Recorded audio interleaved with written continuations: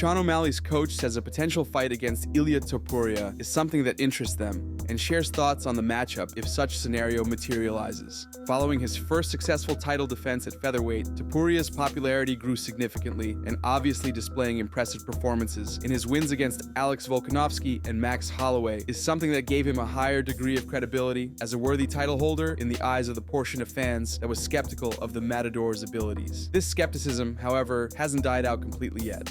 And while some fans are already quick to throw titles such as the greatest featherweight ever, it is certainly very early to make such assessments. And considering the contenders he's got to go through in his own division, talks about him moving up to the lightweight division are meaningless. Dana White was clear that he has no interest in seeing ILIA move up, and doing so would not make much sense, let alone create a myriad of problems for the company. Sean O'Malley, on the other hand, might be exploring the possibility of a matchup between himself and ILIA. Tim Welch comments on this. I mean, you never know what's going to happen in the UFC. It's not impossible that Volkanovski goes out there and beats ILIA Topuria. I mean, that's possible. So you never know. And I do think stylistically, Sean could give ILIA problems. He really could. But ILIA Topuria is a very, very scary fight. It's not a fight you go in there and be like, oh yeah, man, we're going to go out. It's like you make one mistake with ILIA Topuria and you're going to be lights out looking up at the ceiling or whatever. But that's a scary, scary fight. But I do believe that Sean, with his range and with his speed and with his just his overall skill set, he could give ILIA problems. I do believe that.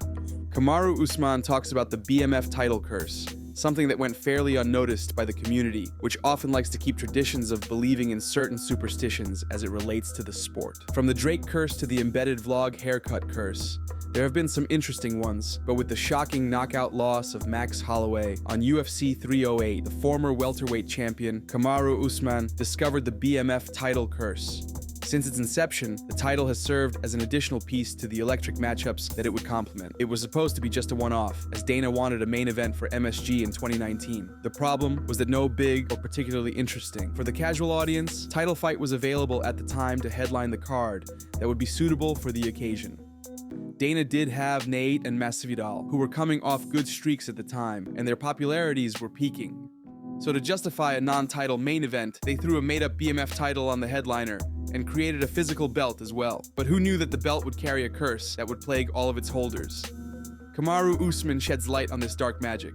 People not realizing what goes on after you put this BMF on someone. What happened to the first BMF after he was labeled the first BMF? Yeah. Do you know? Remember what happened, Henry? Yeah, he got slapped too. Obviously. What happened to the second BMF after he was labeled BMF? Woo! KAMARU, preach it! What happened to the third BMF after he was labeled BMF?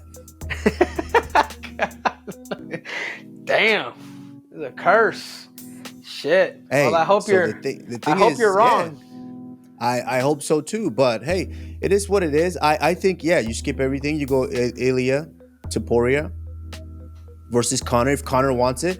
If not, you let him get another title defense. And I don't mind doing Volk again. I don't mind. But I just think Volk take the necessary time to come back. And at this moment when you do come back, put your best foot forward. Khamzat Chimaev gets arrested in Sweden after a physical altercation with a stranger in the street. Hearing worrying news about Khamzat is something that the fans have gotten used to for the past year or so, something that began with a serious health scare he had when he was coughing up blood and decided to retire because he thought he had cancer, only to be forced back into competition by the Chechen dictator, Ramzan Kadyrov, who assured him that he must not retire, but continue competing, and that his health problem isn't at all serious. In the end, it turned out that the problem wasn't in fact a severe one. So soon, he was back to normal. However, since that incident, frequent injuries of different sorts began, something that was compounded by troubles with his visa that restricted his ability to travel to the States.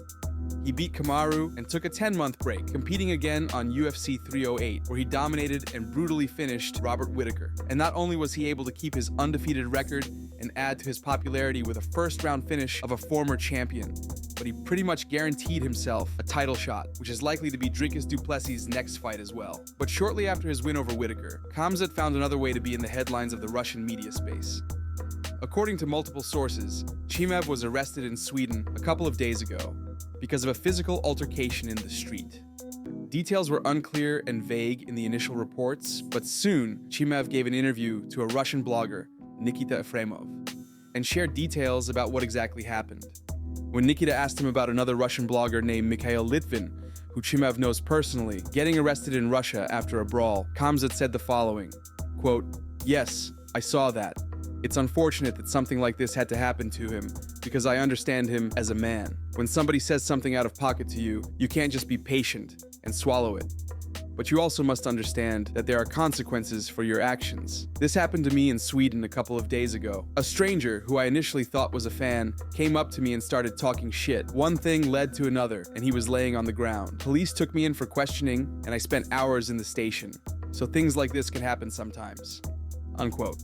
Dricus du Plessis reacts to Khamzat Chimaev's finish of Robert Whittaker and explains why he is confident that he will handle Chimaev's pressure and successfully defend his title against the Chechen contender. The South African champion watched Khamzat's impressive outing against the former champ, excited at the prospect of the clash between him and Khamzat, who's turned into UFC's hottest prospect across all divisions. While Sean Strickland was promised a title shot rematch with Dricus next, it's no secret that UFC can change their decision depending on different outcomes involving relevant fighters, especially when it's someone with high star potential like Khamzat. Immediately after UFC 308, Dana didn't hide his interest in reconsidering who's going to be du Plessis' next challenger and give the shot to Khamzat instead of Strickland. It seems that this is the most likely outcome, considering historical patterns with similar scenarios. The middleweight champion shares thoughts on Chimaev as an opponent and speaks about what the matchup would look like. You know, with a guy like Khamzat, constantly being afraid of that takedown, I think gets a lot of people backing up. And with Khamzat, what I see is, you know, if you have a defensive mindset, you're going to be on the back foot the whole time, especially with an offensive heavy fighter like Khamzat in the offensive wrestling stage and myself in offensive everything stage. So I think that I'll be very careful to say that would be the way to approach a fight like that. I think, you know, in a fight like that, when somebody's coming to fight you the way Khamzat does, you go out and you fight him. If he comes to wrestle you, wrestle him back. If you just defend, there's not a scenario where he's threatened though. And that's what we saw with Rob. You know, Rob being technically very, very good. But there wasn't a stage where he even threatened with a submission, whether it be a submission with a strike or just forward pressure. He didn't threaten Khamzat in any way, and that's why I think Khamzat had his way.